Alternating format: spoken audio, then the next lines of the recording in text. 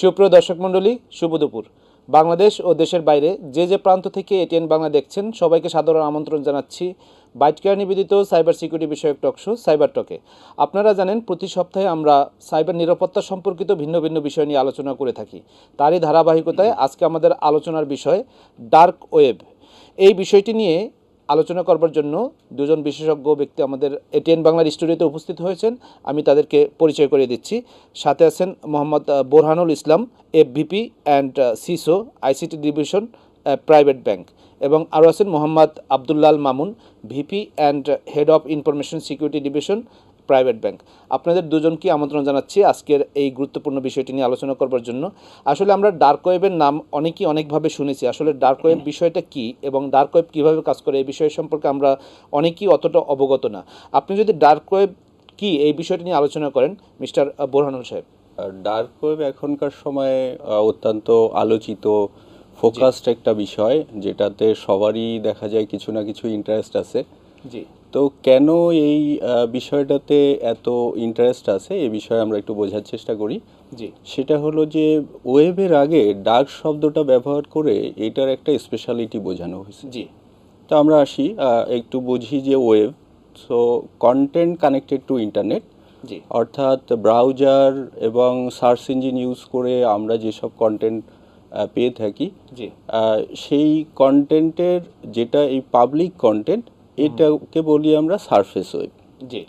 এরপর এই সারফেস ওয়েবের মধ্যে কি হবে, যে আমার যেসব ট্র্যাডিশনাল ব্রাউজার আছে সেগুলো ইউজ করে আমি এবং ট্র্যাডিশনাল যে সার্চ ইঞ্জিন আছে সেটা ইউজ করে ওই সব কন্টেন্ট পাবো যেটা কিনা কোনো ওয়েবসাইট অথরিটি পাবলিকলি ইউজ করার জন্যে ওইখানে পাবলিশ করেছে। এটা আমি সারফেস ওয়েব হিসাবে এটাকে আমি গণ্য করব।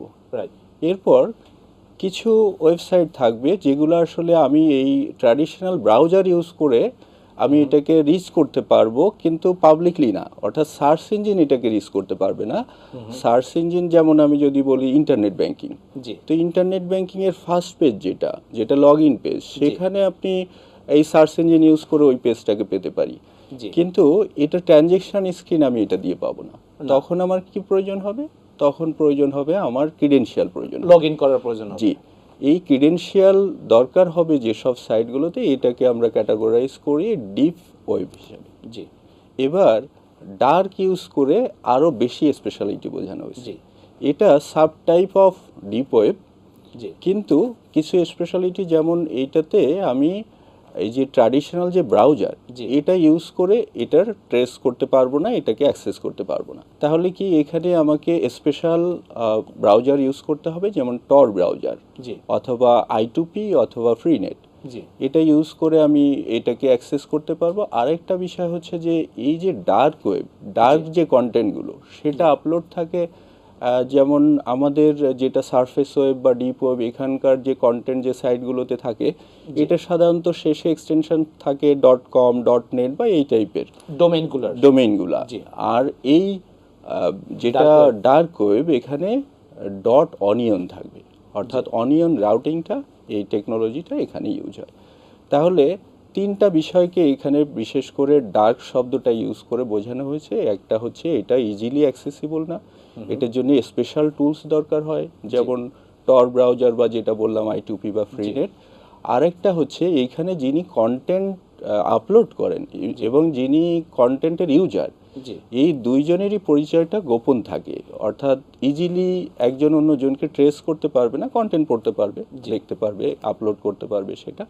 আর একটা বিষয় যে কারণে ডার্ক ওয়েব এত বেশি এখন প্রাধান্য পাচ্ছে, সেটা হচ্ছে যে এর কন্টেন্টটা আসলে অন্ধকার জগতের, বিশেষ করে অপরাধমূলক কাজ হয়। তবে শুধু যে অন্ধকার জগতের সেটা না, অনেক সময় ভালো নিউজ কিন্তু আমি সেফ থেকে দিতে চাই, সে ধরনের কর্মকাণ্ডগুলো এখানে আমাকে লুকিয়ে দিতে চাই, আমি চাই এটা মানুষ জানতে না পারে। হ্যাঁ, আমি কে এটার পরিচয় জানলে আমি হয়তো কোনো প্রেসারে থাকবো, আমার হয়তো লাইফ লিভ করা একটু কঠিন হবে, সেক্ষেত্রে ওই কন্টেন্টগুলো এখানে আসে।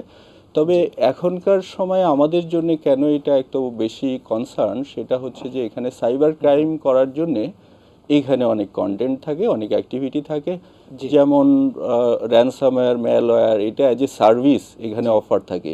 এখানে বিভিন্ন রকম হ্যাকিং টুলসের অফার থাকে, এখানে বিভিন্ন উপায়ে চুরি হয়ে যাওয়া ডাটা এখানে পাবলিশ হয়ে যায়, যেটা অর্গানাইজেশনের জন্য অত্যন্ত খারাপ। জি, ধন্যবাদ আপনাকে। এখন এই ডার্ক ওয়েব আসলে কোন ধরনের কার্যকলাপ হয় এবং কি কাজ করার জন্য এই ডার্ক ওয়েবটা আসছে, মিস্টার মামুন সাহেব যদি আলোচনা করেন। আসলে আমি একটু বরহন ভাইয়ের সাথে অ্যাড করতে যাচ্ছি।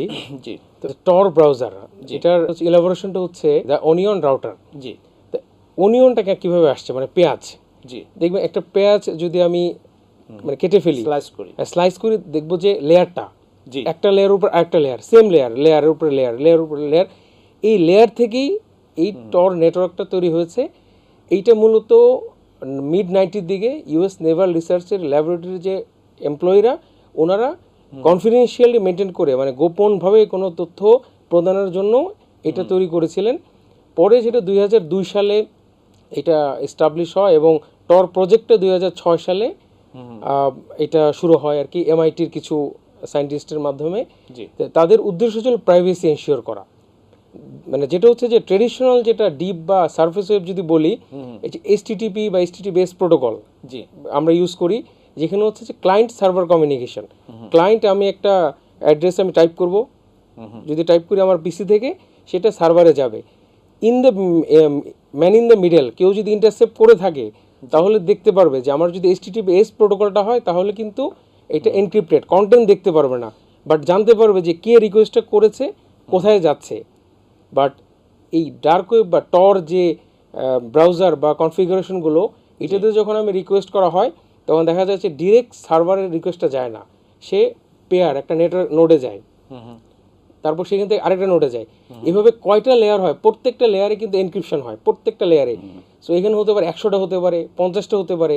সো এইটা শুধু যে রিকোয়েস্টার, তার কাছে কিটা থাকবে যে ইনিশিয়েট হওয়ার সময়, কিন্তু মাঝখানে যদি কেউ ট্রেসও করে ফেলে, তাহলে তো সে কয়টা লেয়ারের নেটওয়ার্ক, কয়টা এনক্রিপশন আরো সামনে আর পিছনে হয়েছে বুঝতেই পারবে না। সো এই কারণে এটা মানে অলমোস্ট ইম্পসিবল, একদম 100% বলতে কিছু নেই, বাট অলমোস্ট ক্লোজ টু মানে ইম্পসিবল, এটা ট্রেস করাটা টাফ হয়ে যাচ্ছে।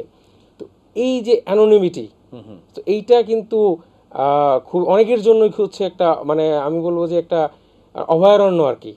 যেমন হচ্ছে যে প্রথমেই হচ্ছে যে এটা ইলিগেল বিজনেস ট্রেড, যত ধরনের illegal business trade, information trading, এগুলো সব কিছু হচ্ছে ডার্ক মার্কেটে।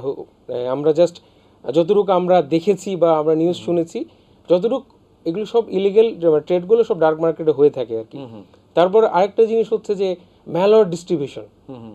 আমি ম্যালওয়্যার ডিস্ট্রিবিউশন আগে ম্যালওয়্যার ডেভেলপমেন্ট, আমি একটা ম্যালওয়্যার ডেভেলপ করলাম, করে একটা ধরেন সফটওয়্যারের, যে কোনো একটা সফটওয়্যারের আমি লুপহোলস বের করলাম, ভালনারেবিলিটি বের করলাম, এইটা আমি ডিটেইলস ডিসক্রিপশনটা বলে দিলাম ডার্ক ওয়েবে, যে এবং এই নলেজগুলো শেয়ার করলাম, কিভাবে ম্যালওয়্যার ডেভেলপ করতে হয়, কিভাবে হ্যাক করতে হয়, এই সবগুলো আমি একবার বলে দিলাম। কিভাবে ডিস্ট্রিবিউট করতে হয়, আমি একটা ম্যালওয়্যার তৈরি করলাম, র্যানসামওয়্যার তৈরি কোনো একজন করেছে, সেইটা ডার্ক ওয়েবের মাধ্যমে গিয়ে ডিস্ট্রিবিউট করে দিচ্ছে, কারণ অ্যানোনিমাসলি এটা আমাকে ট্রেস করাটা টাফ হয়ে যাচ্ছে।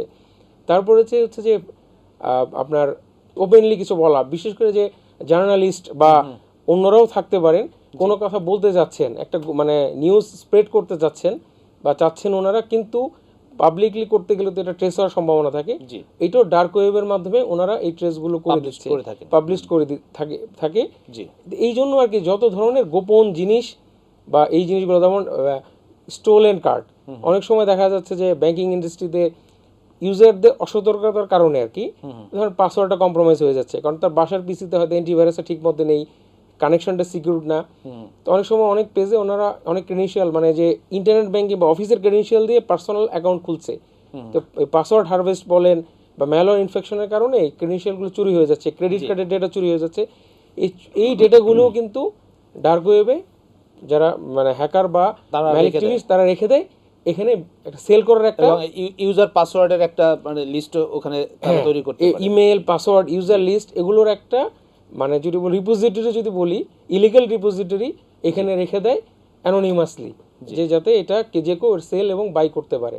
তো সেক্ষেত্রে আমি যদি বলি, আমরা একজন ব্যবহারকারী হিসেবে যদি ডার্ক ওয়েব অ্যাক্সেস করতে যাই, তো ব্রাউজারে যদি অ্যাক্সেস করতে যাবে হোয়াটএভার, এই ক্ষেত্রে আমরা নিজেদেরকে কিভাবে রক্ষা করতে পারি, বোরহান সাহেব যদি আলোচনা করেন। হ্যাঁ, প্রিকশন হিসাবে অবশ্যই, যেহেতু প্রথমে আমার উদ্দেশ্য ভালো, জি আমি ওখানে যাচ্ছি, আমার অর্গানাইজেশনের কোনো ইনফরমেশন ওখানে লিক হয়েছে কিনা, টেকনোলজি নিয়ে কোনো অ্যাডভান্সমেন্ট, কোনো ম্যালওয়্যার, কোনো কিছু আসছে কিনা সেটা দেখার জন্য। জি কিন্তু আমি যে জায়গা থেকে আমি অ্যাক্সেস করব, তো আমার সেই জায়গাটা আগে সেফ রাখতে হবে, কারণ Right. আমি এটা দেখতে গিয়ে নিজে ইনফেক্টেড হয়ে না যাই। রাইট কারণ ওইখানে তো আসলে কন্টেন্টগুলোই তো একটু ক্রিমিনাল কন্টেন্ট, তো সেক্ষেত্রে দেখা গেল যে আমি কিছু একটা ডিজিটাল কোনো কন্টেন্ট আমি ডাউনলোড করলাম, তো ওর সাথে থাকলো ম্যালওয়্যার, তখন আমি নিজে ইনফেক্টেড হয়ে গেলাম। আর আমি যদি আমার অফিসের পিসি থেকে এটা করি, তাহলে আমার অফিসের নেটওয়ার্ক ইনফেক্টেড হলো, তাহলে আমাকে কি করতে হবে? যদি আমি এটা মনিটরিং করতে চাই, সেক্ষেত্রে আমি এখানে অ্যাক্সেস করতে হলে বেটার হচ্ছে separate it from office network. এবং এই আমার যেটা প্রাথমিক হার্ডেনিং, যেটা সব ক্ষেত্রেই দরকার হয়, যে আমার অ্যান্টিভাইরাস থাকতে হবে, আমার আপডেটেড সিকিউরিটি প্যাচ থাকতে হবে, এসব রেখে এবার আমি টর ব্রাউজার অথবা অ্যাপ্লিকেবল ব্রাউজার যেটা, সেটা আমি নামাতে পারি। এটা নামাতে কোনো অসুবিধা নেই, এটা হয়তো আমাদের দেশে এখনোই লিগ্যাল কিনা সেটা আমার জানা নেই, তবে এটার কন্টেন্ট আমি যেটা ব্রাউজ করব সেটা হয়তো কেউ ট্রেস করতে পারবে না, সেটা ঠিকই আছে, কিন্তু আমাকে সাবধান থাকতে হবে যে কন্টেন্টটা নিয়ে আমি কাজ করব, আমি দেখব যে আমার এখানে কি ধরনের কি আছে, সেটা দেখার সময় ওই অ্যাক্টিভিটিতে যেন আমি ইনফেক্টেড না হই। সো অ্যান্টিভাইরাস আপডেট সহ যেসব জেনারেল হার্ডেনিং আমার দরকার হয় একটা পিসিতে, সেটা আমি রাখবো। এডিশনালি যেটা, যে আমি এটাকে সেপারেট করে ফেলবো, যাতে কোনোভাবে ইনফেক্টেড হইলে আমার বাকিটা যেন কিছু না হয়। External PC connected to internet, এবং সেটা সব কিছু আপডেটেড থাকবে। এই পিসিতে আমি অফিসের কন্টেন্ট রাখবো না, অন্য কিছু রাখবো না, যাতে করে, যেহেতু মানে টেকনোলজি অনেক অ্যাডভান্স, আমি ওখানে কোনো স্ক্রিপ্ট নামলে এসে দেখা গেলো আপলোড করা শুরু করছে, তো সেই সবের জন্য আমাকে এই প্রিকশনটুকু নিয়ে নিতে হবে। জি ধন্যবাদ আপনাকে। তো আমরা আসলে ডার্ক ওয়েবের মধ্যে বিভিন্ন রকমেরই কার্যকলাপ হয়ে থাকে, সেক্ষেত্রে ক্রিপ্টোকারেন্সি আমরা নাম শুনেছি, ক্রিপ্টোকারেন্সি দিয়ে অনেক কিছুই হয়। তো এই ডার্ক ওয়েবে আসলে ক্রিপ্টোকারেন্সির কি ভূমিকা, মিস্টার মামুন সাহেব যদি আলোচনা করেন। এটা একটা ডিজিটাল পেমেন্ট সিস্টেম। জি তো এটার মজার বিষয়টা হচ্ছে যে এটা পাবলিকলি অ্যাভেলেবেল লেজার, মানে ডিস্ট্রিবিউটেড লেজার। জি আমরা যেটা দেখি ট্রেডিশনাল ব্যাংকিং সিস্টেমগুলোতে আপনার অ্যাকাউন্ট ইনফরমেশন কিন্তু ট্রানজ্যাকশন ইনফরমেশন কেউ দেখতে পারবে না। না এইটা হচ্ছে যে এই ট্রানজ্যাকশন বা ইনফরমেশনগুলো হচ্ছে পাবলিকলি ডিস্ট্রিবিউটেড। সো এখানে ইন্টিগ্রিটি, কারণ আমি পাবলিকলি ডিস্ট্রিবিউট করার কারণে আমার ইন্টিগ্রিটি থাকছে, রাইট কিন্তু হাই লেভেল অফ কনফিডেন্সিয়ালিটি এবং না।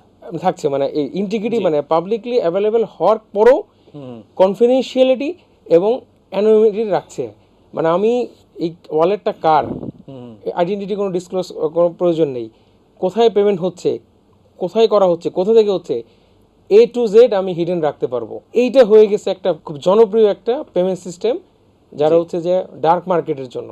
ধন্যবাদ আপনাকে। সুপ্রিয় দর্শক মণ্ডলী, আপনারা দেখছেন বাইটকেয়ার নিবেদিত সাইবার সিকিউরিটি বিষয়ক টক শো সাইবার টক। আমরা নিয়ে নিচ্ছি ছোট্ট একটি বিরতি, বিরতির পরে আবারও আলোচনায় ফিরবো। আশা করি সে পর্যন্ত সঙ্গেই থাকবেন।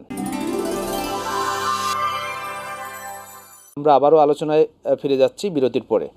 যে একটা প্রতিষ্ঠান যদি ডার্ক ওয়েবের ভিতরে তার কোনো কন্টেন্ট থাকে অথবা নাও থাকতে পারে, সেক্ষেত্রে ডার্ক ওয়েব পর্যবেক্ষণ করার প্রয়োজন হয়। একটা প্রতিষ্ঠান কিভাবে এটা পর্যবেক্ষণ করতে পারে বলে মনে করেন মিস্টার বুরহানুল আলম? জি, অনেকগুলো ওয়ে থাকতে পারে, তার মধ্যে একটা ওয়ে হচ্ছে সে অফিসেরই কোনো ইউজার এটা ক্রিয়েট করতে পারে, একটা ইউজার সেখানে করে একটা এনভায়রনমেন্ট রেডি করে সেখানে এটা চেক করতে পারে, রেগুলার মনিটরিং করতে পারে।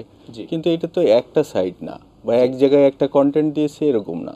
তাহলে একজন লোক এতগুলা সাইট থেকে প্রত্যেক দিন এটা কালেক্ট করবে, চেক করবে কি ধরনের ডাটা আছে, তো সেটা একটু কষ্টসাধ্য, সেটা হয়তো বা নিয়ার টু ইম্পসিবল আর কি। জি তো এই ক্ষেত্রে এখনকার সময় কিন্তু অনেক সার্ভিস আছে যারা ডার্ক ওয়েব মনিটরিং সার্ভিস দিয়ে থাকে। জি অর্থাৎ তারা নিজেরাও সেখানে কানেক্টেড, তাদের নিজস্ব স্পেশালাইজড টুলস আছে।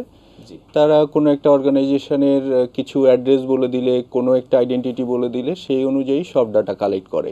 জি এটা একদিনে এক মিনিটে এরকম না, তাদের ব্যাকএন্ডে যারা থাকে তারা কালেক্ট করে এই টুলসের মধ্যে সেগুলো সব নিয়ে আসে, এনে এটাকে ক্যাটাগরাইজ করে। যেমন আমার কতগুলা ইউজারের পাসওয়ার্ড পাবলিশ হয়ে গেছে, কতগুলা কার্ড পাবলিশ হয়েছে, কতগুলা ইমেইল অ্যাড্রেস পাবলিশ হয়েছে, অথবা আমার কাস্টমারের ক্রিডেনশিয়াল, কাস্টমারের ডাটা কতটা পাবলিশ হয়েছে, এরকমভাবে ক্যাটাগরাইজ করে সেখানে দেয়। এইটা চেক করাটা অনেক ইজি। এখানে একজন লোক ইনভলভ করলে সেটাও ইভেন রেগুলার না, অর্থাৎ সার্বক্ষণিক থাকতে হবে এমনও না, সেটা একটা ইন্টারভেলে দেখতে পারে। তো এটা অনেক ইজিয়েস্ট ওয়ে। ইভেন এটা তো এরকম না যে আমি শুধু আমার কন্টেন্ট পাবলিশ হয়েছে কিনা সেটা দেখব, কোনো নতুন মেলার আসছে সেই খবরটা পেলাম, তো সেই ধরনেরকে যে আমরা সতর্ক হওয়ার জন্যও সেখানে কানেক্ট হয়ে দেখতে পারি। তবে এর আগে যেটা বলছি যে কানেক্ট যদি ইউজার হয় তাহলে সতর্কতা অবলম্বন করতে হবে। সরাসরি গিয়ে নিজের ডেস্ক পিসি থেকে কানেক্ট হলাম এরকমটা না হওয়াটাই বেটার। ধন্যবাদ আপনাকে। সাইবার নিরাপত্তার ক্ষেত্রে ডার্ক ওয়েবের প্রভাবটা কি, মানে মিস্টার মামুন সাহেব যদি আলোচনা করেন। এটা আসলে দুটো প্রভাব আছে, পজিটিভ নেগেটিভ। জি, যেমন এইটার আমি ডার্ক ওয়েবে যদি কেউ মনিটর করে বা এটার ইম্প্যাক্টটা পাওয়া যায়, আর্লি ডিটেকশন দেওয়া যায় যে কোন ধরনের ট্রেন্ড আসছে, জি, কোনো ম্যালওয়্যার বা কোনো ব্রিচ নিয়ে কথা আসছে কিনা, একটা ট্রেন্ড অ্যানালাইসিস করা যেতে পারে। তারপর কিছু ইনফরমেশন পাওয়া যায়, যেমন হুইসেল ব্লোয়ার যারা হুইসেল ব্লোয়িং করে থাকেন সেখান থেকে কিছু ইনফরমেশন পাওয়া যায় আর কি, কিছু অ্যাডভোকেসি পাওয়া যায়, তারপর কিছু টেকনিক পাওয়া যায়, ট্রেনিং, যে অনেকেই বলতে পারে যে মানে কিভাবে ভিএপিটি করবেন বা কিভাবে অ্যাসেসমেন্ট করবেন, এই টাইপের কিছু টেকনিক্যাল মানে স্পেশাল কিছু টেকনিক ওখানে কিন্তু দিয়ে যে পজিটিভ অ্যাসপেক্টে। বেশ কিছু নেগেটিভ ইম্প্যাক্ট আছে, এর মধ্যে বেশ কয়েকটা যে আমার কাছে মনে হচ্ছে যে, যেমন সবচেয়ে বড় ইম্প্যাক্ট হচ্ছে ম্যালওয়্যার স্প্রেড করা, ম্যালওয়্যারটা র্যানসামওয়্যার স্প্রেড করা। জি, তারপরে হচ্ছে আপনার ম্যালওয়্যার ডিস্ট্রিবিউট করা, ডেভেলপ করা, ইনফরমেশন লিক করা, ডেটা ইনফরমেশন ট্রেড করা। যেহেতু রেগুলেশন নেই, তারপরে হচ্ছে যে টেকনিক্যাল হার্ডেলস আছে, ট্রেস করাটা খুব টাফ। জি, ধন্যবাদ আপনাকে। সেই ক্ষেত্রে আমরা যদি বলি ডার্ক ওয়েব থেকে আমাদেরকে অনেক থ্রেট আসতে পারে, অনেক হুমকি আসতে পারে। এই একটা প্রতিষ্ঠানের কথা যদি ভাবি, এই থ্রেট থেকে আমরা কিভাবে রক্ষা পেতে পারি, মিস্টার বুরহানুল সাহেব যদি আলোচনা করেন। এই আলোচনায় অলরেডি উঠে আসছে যে ডার্ক ওয়েবে আসলে কি ধরনের অ্যাক্টিভিটি হয় এবং কি ধরনের ডাটা পাবলিশ হয়। তো যে ডাটা পাবলিশ হয়, প্রথমে হলো যে আমার অর্গানাইজেশনের কোনো ডাটা সেখানে পাবলিশ হলো কি না, সেটা হওয়ার ওয়ে কি। ওয়েটা হচ্ছে এরকম না যে হ্যাকার সবসময় এসে আমার সার্ভার থেকে নিয়ে যাচ্ছে, তাহলে যতগুলো ওয়ে আছে সব জায়গাতে আমাদের এটার কেয়ারফুলি ম্যানেজ করতে হবে। যেমন আমরা জেনারেলি সাইবার সিকিউরিটির একদম বেসিক নর্মস যেটা, যে আমাকে যেসব জায়গাতে হার্ডেনিং রাখতে হবে, আমার টেকনোলজিক্যালি সব জায়গাতে আমার হার্ডেনিং রাখতে হবে, আমার ইউজারের দিকে অ্যাওয়ারনেস রাখতে হবে, আমার থার্ড পার্টি কানেক্টিভিটিতে এবং আমার ফিজিক্যাল যেসব প্রিকশন রাখা, সিকিউরিটি রাখা, সেগুলো রাখা। এরপরে একদম শেষে যেটা, যে আমার এন্ড ইউজার, যিনি অ্যাকচুয়ালি ইউজার আর কি, ওনার অ্যাওয়ারনেস। তো এইখানে আমাদের, যেমন আমি টেকনোলজিক্যাল এবং অর্গানাইজেশনের এরিয়াগুলো বললাম, যে সেখানে আমার যেসব নিয়ম আছে, যে আমি একটা সার্ভারকে কিভাবে কনফিগার করব, চাইলেও একজন ঢুকে গেল এমন তো আর হবে না, এটা তো অবশ্যই হার্ডেনিং এর রুল মেনে আমাকে করতে হবে। আমার ওয়েবে আমার পাবলিক অ্যাক্সেস আছে এমন জায়গাতে আমি প্রাইভেট ডাটা তো নিশ্চয়ই রাখবো না, এইসব প্রিকশন তো অবশ্যই থাকতে হবে। শেষে যেটা দরকার সেটা হচ্ছে ইউজারের তার অ্যাওয়ারনেস। এখন ইউজার অ্যাওয়ার হলো না, তো তার ডাটা তার কাছ থেকে চলে গেল। এখন আপনি ডাটা একটা পাবলিশ হয়েছে এমন ঘোষণা হয়ে গেল, টিভিতে চলে আসলো, পত্রিকায় চলে আসলো, তো এটা তো সমস্যা। এবং নিউজগুলো যে জায়গা থেকে আসে, দেখা গেল যে আপনার অ্যানালাইসিস করার আগেই অনেক বেশি এটা পাবলিশ হয়ে যায়, অনেক কিছু বলে লোক। দেখা গেল যে ইউজারের হাত থেকে যেটা গিয়েছে সেটা ইউজারের অসতর্কতার জন্য গিয়েছে। এখন পাবলিশ হলো কি, যে অমুক প্রতিষ্ঠানের ডাটা পাবলিশ হয়ে গেছে। তখন একটা আমাদের যারা এই বিষয়ে কাজ করেন তাদের একটা একটু ধৈর্য ধরে আগে দেখার দরকার, যে আসলে আমার সার্ভার থেকে গেল নাকি ইউজারের এন্ড থেকে গেল। ইউজারের এন্ড থেকে গেলে আমি তাকে অ্যাওয়ার করতে পারি, কিন্তু তাকে একদম প্রোটেক্ট করে দিব এটা তো সম্ভব হয় না। কিন্তু আমার সার্ভার গেলে সার্ভারটাকে আমরা সেটাকে আমি প্রোটেক্ট করতে পারি। এবং ইউজারের যদি এটা চলে যায়, তখন আমার একটা দায়িত্ব আছে, সেটা হচ্ছে ইউজারের ফার্দার যাতে কিছু না ঘটে, তাহলে তার এটাকে আমি ইনঅ্যাক্টিভ করে তার সাথে যোগাযোগ করে তাকে নতুন করে ইস্যু করা, নতুন ক্রিডেনশিয়াল দেওয়া, এগুলা করতে পারি আর কি।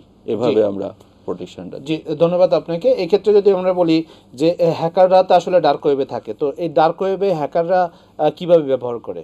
ডার্ক ওয়েবটা হ্যাকারদের জন্য, এটা আমার পার্সোনাল ওপিনিয়ন, একটা অভয়ারণ্য।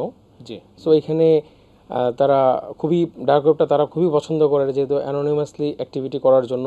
জি, তো প্রথমে যারা যে কেউ যেটা হিউম্যান সাইকোলজি, যাতে আমি ডিটেকশনটা অ্যাভয়েড করা, যেহেতু ডার্ক ওয়েবটা একদম প্রায় অসম্ভব, ডিটেক্ট করাটা প্রায় অসম্ভব। তো এই এই এই জন্য ডার্ক ওয়েবটা ডিটেকশনটা অ্যাভয়েড করা, ট্র্যাকিংটা অ্যাভয়েড করা, এই জন্য ওরা একটা ইউজ করে। এবং কিছু সব কিছু তো আলটিমেটলি তাদের তো একটা অর্থ লাগবে, জি, কোনো কিছু কাজ করছে অর্থের জন্যই তো করছে। রাইট। তো এই অর্থটা আয় করার জন্য ডার্ক ওয়েবে যাতে তারা যে টুলস টেকনিক্স দুইটাই দিয়ে দিচ্ছে এবং ইনফরমেশন ট্রেডও করছে, যে আমি কিছু ইনফরমেশন বা যে কোনো একজন ইনফরমেশন কিছু বের করলো, লিক করলো, ডার্ক ওয়েবে গিয়ে সেল করছে। তারপর কিছু আছে যেমন ডিফারেন্ট অর্গানাইজেশনের সেন্সিটিভ ইনফরমেশনগুলো হতে পারে credit card, account, user ID, email, এবং কিছু কিছু ক্ষেত্রে যেটা হয় পিপলসদের ইনফরমেশন, হাই প্রোফাইল পিপলসদের A to Z। দেখা যাচ্ছে যে যদি বলি যে আমি কোনো কল সেন্টারে যদি কেউ আমাকে ফোন দেয়, বেশ কয়েকটা কোশ্চেন করে যে আপনার নাম কি, বাবার নাম কি, মায়ের নাম কি, নমিনি কে, জন্ম তারিখ, এই জিনিস, সিগনেচার সহ, ছবি সহ, এই জিনিসগুলো কিন্তু কালেক্ট করে বলে দিল ঠিক আছে আমি বিশাল পরিমাণ অনেকগুলো লোকের, আমি হাই প্রোফাইল লোকের আমি ডেটাগুলো, পিপল ইনফরমেশন এগুলি পাবলিশ করে এটাও ট্রেড করতে পারে। তো আরও অনেকগুলো কাজ করে, এর মধ্যে উল্লেখযোগ্য কয়েকটা আর কি আমার কাছে মনে হয়েছে এই জিনিসগুলো হ্যাকাররা সাধারণত ইউজ করে। মিস্টার মামুন সাহেব, আপনাকে ধন্যবাদ। বোরহান সাহেব, যদি বলেন আসলে এই সাইবার হুমকি থেকে আমরা রক্ষা পাওয়ার জন্য একজন ব্যক্তি কিভাবে নিরাপদ থাকতে পারে? একজন ইউজার আলটিমেটলি তার সেফটিটার ক্ষেত্রে তাকে অবশ্যই অনেক বেশি সতর্ক হতে হবে। এই ক্ষেত্রে সংশ্লিষ্ট কর্তৃপক্ষ তাকে যেসব গাইডলাইন দিয়ে থাকে সেটা তো সে ফলো করবে। আর এখন এত বেশি ডিজিটাল হয়েছে, সব ক্ষেত্রে সতর্কতা প্রয়োজন। আমি অসতর্ক হয়ে সব ডিজিটাল ফ্যাসিলিটি নিব, সব ধরনের পেমেন্ট সিস্টেম বা অন্যান্য সব ধরনের ফ্যাসিলিটি নিব, কিন্তু সতর্ক থাকবো না, এটা হবে না।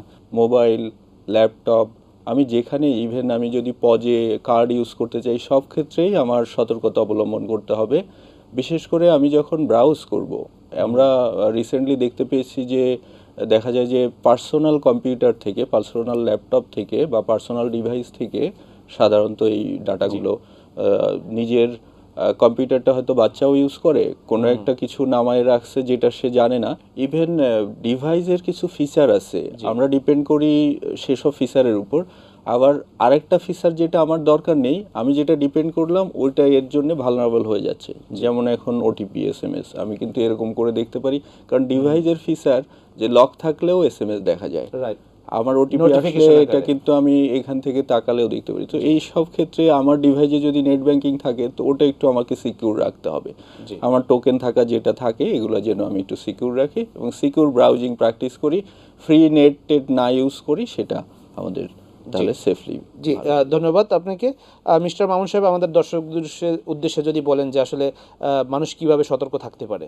ইন্টারনেটে কোনো বাউন্ডারি নেই, আসলে ইন্টারনেট ছাড়া তো চলাও যাবে না। তো এইখানে আমাদের কিছু কিছু নর্মস অ্যান্ড প্র্যাকটিস ফলো করা উচিত। যে আমরা সব সাইটগুলোতে ব্রাউজ করব না, যে সাইটগুলো HTTPS সিকিউর সাইটগুলো আমরা ইউজ করব, লেজিটিমেট সফটওয়্যারগুলো ইউজ করব। আমরা দেখা যাচ্ছে যে রেপুটেড অর্গানাইজেশনের যে সফটওয়্যারগুলো, মোবাইল অ্যাপস যে আমরা ইউজগুলো করব, সেগুলো অনেক ক্ষেত্রে হয়তো পেইড ভার্সন অনেকের পক্ষে সম্ভব হয় না, বাট অ্যাটলিস্ট যাতে আমরা অর্গানাইজেশন লেজিটিমেট বা রেনাউন্ড অর্গানাইজেশনের অ্যাপসগুলো, আমরা অ্যানোনিমাস যে কারো অ্যাপসগুলো যাতে আমরা ইউজ না করি। আর আমরা যেটা করবো যে মানে পাসওয়ার্ড প্রোটেক্টেড মানে রাখবো, যেটা হচ্ছে যে আমি দেখা যাচ্ছে যে আমি যে পাসওয়ার্ডটা ইন্টারনেট ব্যাংকিংয়ে দিচ্ছি সেটা দিয়ে আমি সোশ্যাল মিডিয়াতে দিচ্ছি, মানে একটা কমন পাসওয়ার্ড যাতে না কমন দিচ্ছি এবং অফিসেও দিচ্ছি।